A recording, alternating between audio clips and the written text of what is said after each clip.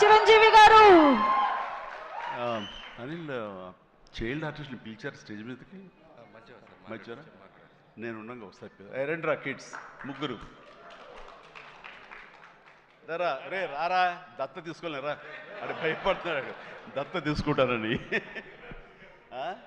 ఖుషి and ఊహా please. ఆ సినిమాలో ఒక డైలాగు క్లారిటీగా చెప్పలో, అది మిస్ అయింది. దత్త తీసుకోండి సార్, చెర్రీకి పక్కన కర్రీగా పడి ఉంటాను అంటాడు. నా ఒర్రి మొదలవుద్దురా, వద్దు అలాగా.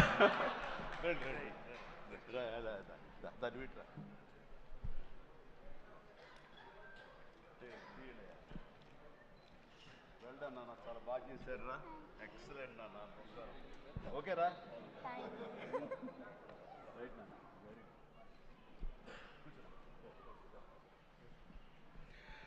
రైట్ అండి,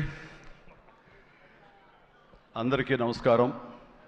ఎక్కడెక్కడి నుంచో వచ్చారు అండ్ మీ ఆనందంలో ఆ సక్సెస్ ప్రత్యక్షంగా చూస్తున్నాను. మొట్టమొదటగా ఇంత పెద్ద సక్సెస్ ఇచ్చి గత వైభవాన్ని మళ్ళీ పునరావృతం చేసినటువంటి, మాకు ఇంత ఆనందాన్ని పంచించేటువంటి తెలుగు ప్రేక్షకులు ఈ యావత్ ప్రపంచంలో ఎక్కడ ఉన్నా సరే వారందరికీ మనస్ఫూర్తిగా శిరస్సు వంచి నేను నా ధన్యవాదాలు తెలియజేస్తున్నాను. రిలీజ్ అయిన 4వ రోజో 3వ రోజో సరే ఇంట్లో నేను మామూలుగా క్యాజువల్ డ్రెస్ తోటి ఏదో టీవీలు చూస్తూ కూర్చుంటున్నాను. సక్సెస్ ఎంత అవుతుంది ఏంటని న్యూస్ వస్తుంది, ఆనందమే. చాలా హుషారుగా సుష్మిత లోపలికి వచ్చేసి, డాడీ ఇది వింటున్నావు కదా ఎంత బాగుందో అని అంటే, ఏసమ్మా ఏం డల్గా ఉన్నావేంటి, నీకు అఫ్కోర్స్ నీకు సక్సెస్ మామూలే కదా, 47 ఏళ్ళ బట్టి అనుభవిస్తున్నావు కాబట్టి పెద్ద కొత్త ఏం కాదు, కానీ మాకు మాత్రం చాలా ఎక్సైటింగ్ ఉందంటే, మరమ్మ కూర్చో, నువ్వు చిన్నప్పటి నుంచి అన్నం తింటున్నావు కదా అని అన్నం ఇవాళ తినమంటే బోరు కొట్టుతుంది నేను తినంటావా? అది అమ్మ వండిందైనా, ఆ తర్వాత భార్య వండిందైనా, ఆ తర్వాత బిడ్డలు మీరు వండిందైనా, ఏదైనా సరే మన అన్నం మన కూరలు జీవితంలో ఎప్పుడు బోరు కొట్టదమ్మా. మళ్ళీ నెక్స్ట్ డే మార్నింగ్ దానికోసం అరులు చూస్తుంటాం, ఇదే ఆకలి అవుతుంది, ఎప్పుడు అన్నం పెడతారా అని ఉంటారు. కాబట్టి అమ్మ అన్నం ఎప్పుడు బోరు కొట్టవమ్మా. అలాంటిది ఆ సక్సెస్ అన్నది కూడా అలాంటిదే నాకు.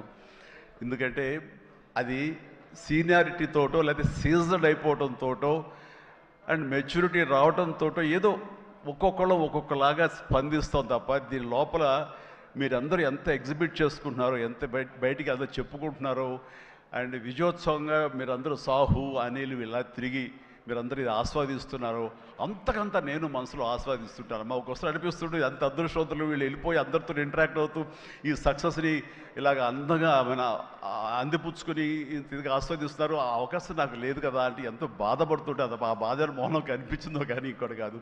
నేను వీళ్ళు మరీ చెప్పాను, మీరు వెళ్ళండి, ప్రజల్లోకి వెళ్ళండి, అది ఆస్వాదించండి, వాళ్ళతో పాటు మీరు ఇంటరాక్ట్ అవ్వండి, ఇచ్చే కిక్ అది వేరే అంతా ఇంత కాదు, అది మరింత ఉత్సాహం మరింత ఊతంగా ఉంటుంది. అది ఫ్యూచర్ సినిమాలకు అది ఫ్యూయల్ లాగా పనిచేస్తుంది. మీకు ఆ ఇంధనాన్ని తీసుకోండి, మరింతగా వర్క్ చేయండి అని చెప్పి నేను చెప్తుంటాను. అందరూ వెళ్ళే ముందు నాకు చెప్పాడు వెళ్తానని, గో హెడ్ అన్న. వినాయక్ కూడా అట్లాగే తన ఠాగూర్ సినిమా తర్వాత, అన్నయ్య ఏంటన్నయ్య ఏం ఆనందంగా ఉందన్నయ్య, వాళ్ళు ఒళ్ళు నలిపేసేసారన్నయ్య, పిసికిస్తారన్నయ్య, మసాజ్ చేశారన్నయ్య, అది చేస్తుంటే ఆనందం పెరిగిపోతుంది అన్నాడు. నిజం, అలాంటివన్నీ నేను అనుభవించాను. అది నిజంగా అవసరం. ఈ రోజున అలాంటి ఉత్సాహం చాలా సంవత్సరాల తర్వాత మళ్ళీ ఆ స్టేజ్ మీద, ఎప్పుడో 2-3 దశాబ్దాల ముందు ఇలా ఇచ్చిపుచ్చుకోవటాలు, షీల్డ్స్ ఇచ్చిపుచ్చుకోవటాలు అనేవి మనం ఎప్పుడు చూడలేదు. అలా ఎగ్జిబిటర్స్కి, బయ్యర్స్కి, డిస్ట్రిబ్యూటర్స్కి ఇలా మా చేతుల మీదుగా స్టేజ్ మీద ఈ రకమైన కళకళలాడుతూ జరుగుతుంటే కనుక, వా గత వైభవాన్ని మళ్ళీ వింటేజ్ చిరంజీవినే కాదు, వింటేజ్ ఫంక్షన్ సెలబ్రేషన్ కూడా తీసుకొచ్చిన ఘనత అనిల్ రావుపూడిది. So thank you so much. నాకైతే అది నాస్టాలజీ. అలాగే కొంచెం ఓపిక్గా ప్రతి ఒక్కళ్ళని ఆనందపరిచేలాగా షీల్డ్స్ ఇచ్చిపుచ్చుకోవటం, ఆ షీల్డ్స్ ఇంటికి వెళ్ళిన తర్వాత అక్కడ అలమారలో పెట్టుకుంటే అది చూసినప్పుడల్లా ఎన్నో స్మృతులు గుర్తుకు వస్తుంటాయి. అలాంటిది మళ్ళీ తిరిగి ఇలాగ రావటం, ఆ ఆనందాన్ని అందివ్వటం చాలా చాలా సంతోషం. అండ్ ఇందాక రాఘవేంద్ర వెళ్ళిపోయారు, ఆయన ఉండగా మాట్లాడేసింది. అనిల్ని చూస్తుంటే వర్కింగ్ స్టైల్ కానీ, ఆర్టిస్ట్ తోటి ఇంటరాక్ట్ అవ్వటం కానీ, వాళ్ళని మంచి గుడ్ హ్యూమర్లో పెట్టడం కానీ, ఇవన్నీ చూస్తుంటే నాకు 100% రాఘవేంద్రరావు గారే గుర్తుకొచ్చేవాళ్ళం. అండ్ ఇందాక ఆయన చెప్పినట్లుగా నాకు రాఘవేంద్రరావు గారే అనిల్ రావుపూడిని పరిచయం చేశారు. బాబాయ్ వెరీ గుడ్ డాన్సర్ తెలుస్తా, నువ్వంటే చాలా ఇష్టం, నీలాగా దించేస్తాడని చెప్తుంటే కనుక అవునంటే అక్కడే ఉత్సాహం 2-3 స్టెప్స్ కూడా వేసాడు ఆ పార్టీలో. ఎప్పటిగా నువ్వు ఇతనితో సినిమా చేయాలి బాబాయ్, నీ కామెడీ టచ్కి ఇతను కామెడీ కన్సీవ్ చేసే కథలకి వాటికి భలే ఉంటుంది, ఆ రిజల్టే వేరు అన్నారు మహానుభావుడు, ఆ మాట అన్నారు. అప్పుడు అందాక అన్నారు కదా, విత్తనం నాటినది మా వటవృక్షం అయ్యేంత సక్సెస్ వస్తుందని ఊహించదు అన్నారు. ఆయన మంచి మనసుతోటి పాజిటివ్ దీంతో నోట్తోటి ఆ మాట ఆయన అన్నారు. అది ఈ రోజు మనం అందరం చవి చూస్తున్నాం. So thank you so much Raghavendra Rao గారు.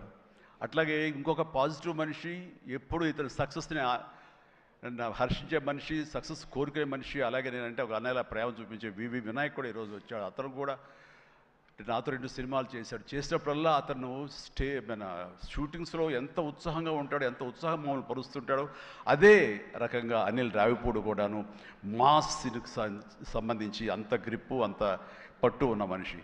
అండ్ రాఘవేంద్ర గారు ఎప్పుడు ఆర్టిస్టులు చాలా గుడ్ హ్యూమర్లో ఉంచుతారు, సరదాగా ఉంచుతారు.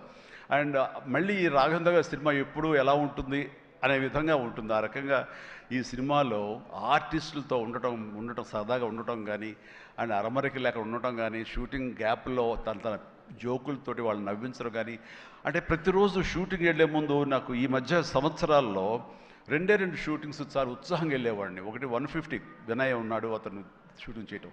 ఆ తర్వాత అంతే ఉత్సాహంతో నేను వాల్టర్ వేరేకి వెళ్ళినప్పుడు బాబీ సినిమా కూడా అతను అంత గుడ్ హ్యూమర్లో ఉంచుతాడు, సరదాగా ఉంటుంది, వాళ్ళతో పని చేయడం అనేది ఒక పిక్నిక్ లాగా అంత ఎంజాయ్ చేసింది నేను ఈ సినిమాకి. మనశంకర వరప్రసాద్కి ప్రతిరోజు షూటింగ్ వెళ్తుంటే మధ్యలో ఎక్కడ రోజు షూటింగ్ లేకపోతే ఇంట్లో మామూలుగా కూర్చుంటాం, అదేదో డల్గా ఉంటాం అని కాదు కానీ స్తబ్దతగా ఉంటాం.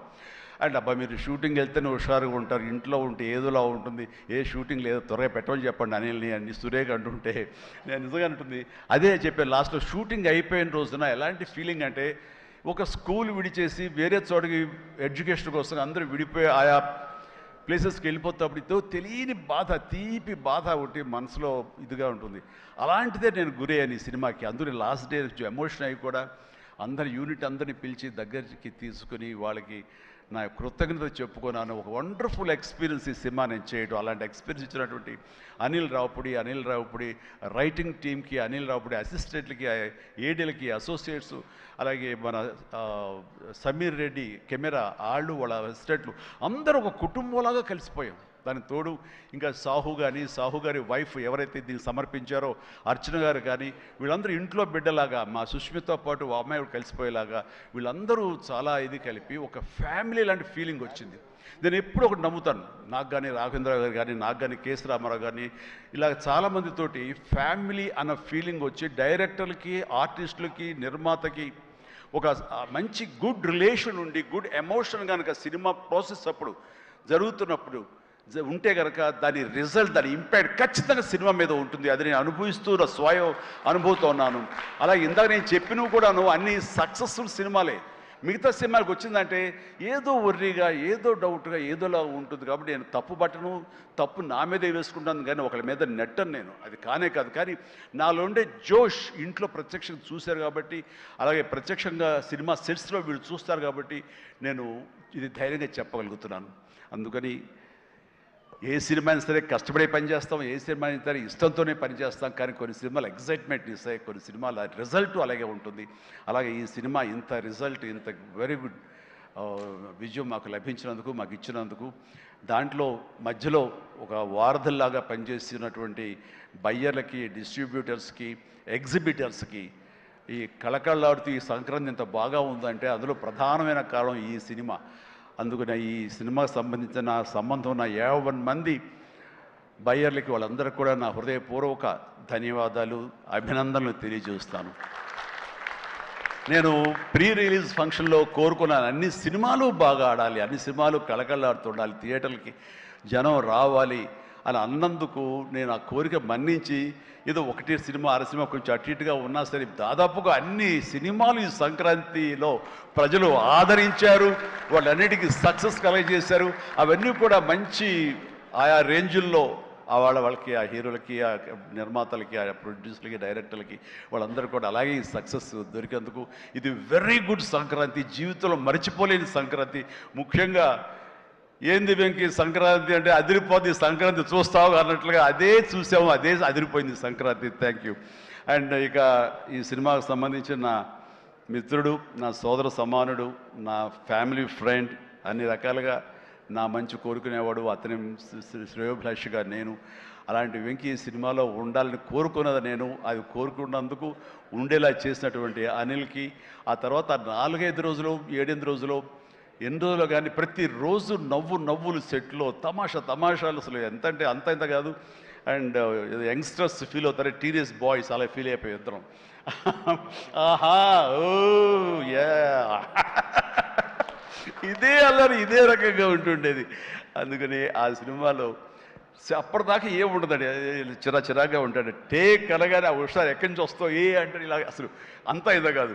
అండ్ నా సాంగ్స్కి అతను డ్యాన్స్ చేయటం, అతని సాంగ్ నేను రిపీట్ చేయటం, ఇలాంటి కాన్సెప్ట్ పెట్టి ఇద్దరి మధ్య బ్యాలెన్స్ చేసి ఎవ్వరికి అసంతృప్తి లేకుండా చేసి well knitted film with 2 super stars, 2 big stars అన్న కలిసి తన తెలివితేటలు ప్రదర్శించుకున్నాడు అనిల్ రియల్గానే.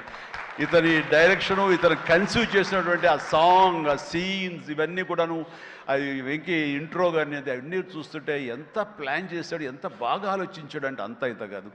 అండ్ అందుకని ఎంత పెద్ద యాక్టర్లతోనే సరే, ఎంత పెద్ద సినిమాని సరే హ్యాండిల్ చేసే అంత క్యాపబిలిటీస్ ఉన్నటువంటి ఫ్యూచర్, మన Telugu industry future Anil Ravipudi. And Anil Ravipudi నాతో సినిమా మళ్ళీ చేస్తావా లేదా అది నీ ఇష్టం, అది అందుకనే కారు వచ్చేసింది ఇంకెందుకులే అనుకోవచ్చు, నువ్వు పని అయిపోయిందని. లేకపోతే చెప్పు హెలికాప్టర్ ఇస్తావు, చెప్పు మళ్ళీ చేస్తానంటావు.